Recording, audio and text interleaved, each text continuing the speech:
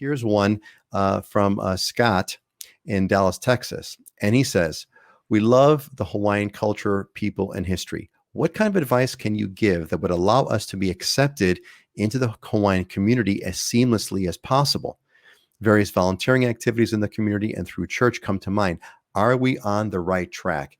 Yeah, Scott, this is a great question, and I think everyone that cares about having a good, healthy, long-term prospect in Hawaii needs to kind of think about this and being accepted. And we've talked about this before on the show in a variety of ways. And I think Dylan actually says it best, which is, it's really up to you to accept the culture.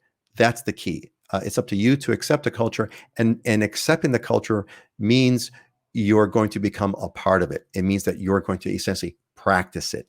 You're going to let go more of your mainland cultural practices, so to speak, and you're going to embrace and accept and cherish and love the local practices. Essentially, with the way I characterize it is I say you basically have to become Hawaiian. Now, you're not going to be sometimes that's a loaded term. You're not native Hawaiian, but you have to turn Hawaiian in your values. You have to turn Hawaiian in your perspective. You have to turn Hawaiian in the way that you see things. And if you go through that, it'll be fine. And what you said is good. Volunteer, church is good. There's so many nonprofit groups. I've always told people, make sure you get involved. There's so many ways there's beach cleanups. There's a lot of Native Hawaiian groups that do cleaning up and or restoring of Native Hawaiian special places.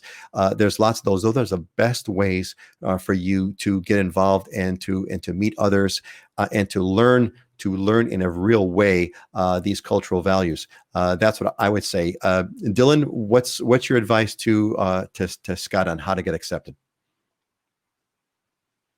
Dylan, you're muted. We can't hear you.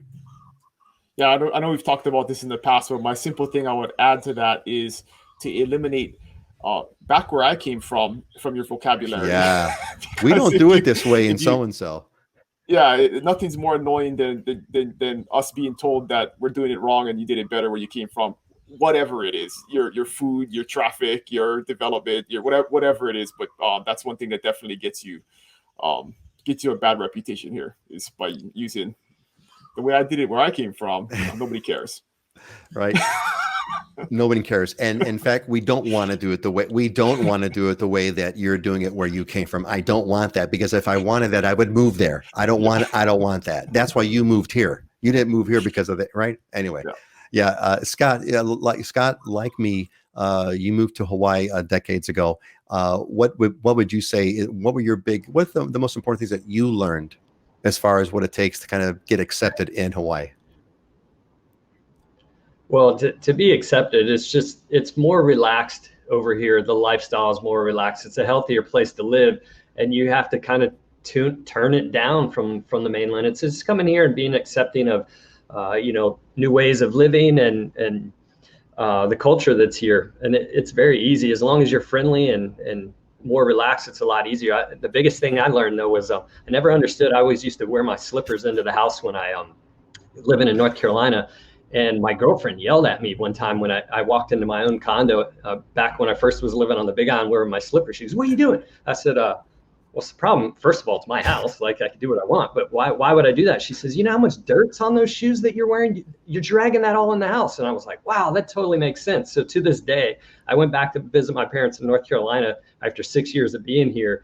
Post and beam house, raised up, hardwood floors. It was 20 degrees out, and I walked across from the guest house, left my slippers, walked inside. My feet were freezing. I said, "Mom, man, my feet are freezing." She goes, "Go put on your shoes." I said, "I can't do it." I just couldn't do it. So, that element, you learn different cultural things. You learn different aspects of living out here, and some of them make more sense than what we were doing on the mainland. So it's mainly being open-minded and friendly. That's the biggest thing.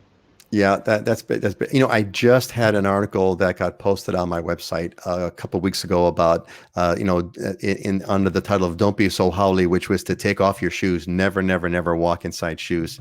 And in fact, I mean, it's a long story, but yeah, thanks guys. That is definitely, well, here, I'll share because we have a few minutes. So one person said, "Oh, I've got they said, I've got a disability, and I have to wear shoes because of my feet.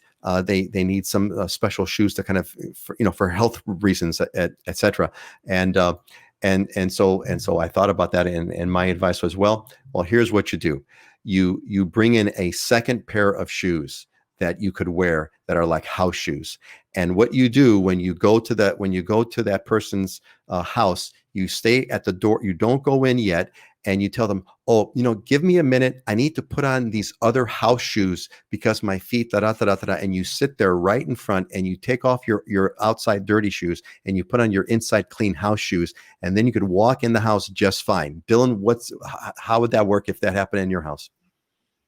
That's perfect. And I'm, as Japanese as I am, I actually like wearing house shoes because it's you have tile and hardwood, and the tile's cold, and sometimes with no carpet, things, unless you're mopping every day, I'm really neurotic about my feet feeling dirty, and so you end up picking stuff up. So I actually have house slippers at my house.